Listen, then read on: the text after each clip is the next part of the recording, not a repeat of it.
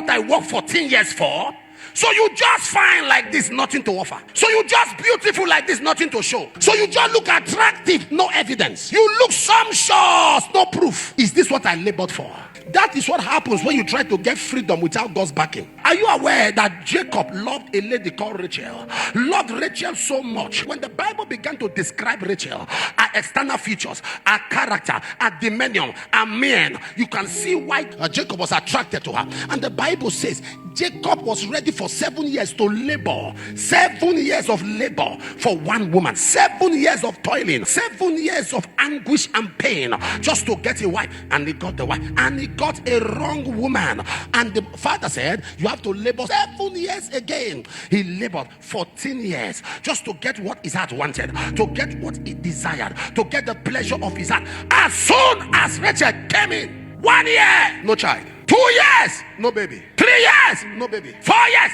And Jacob began to ask himself, is this what I labored for? Is this what I worked 14 years for? So you just fine like this, nothing to offer. So you just beautiful like this, nothing to show. So you just look attractive, no evidence. You look sumptuous, no proof. Is this what I labored for? Just imagine the pain. Rachel was dealing with multiple pain. The pain of the shame of her womanhood, and the pain of a husband that expected much, yet he saw less. But the Bible says in Genesis 30 verse 22, and the Lord remembered Rachel. Anytime God sees mockery, God shows up in remembrance.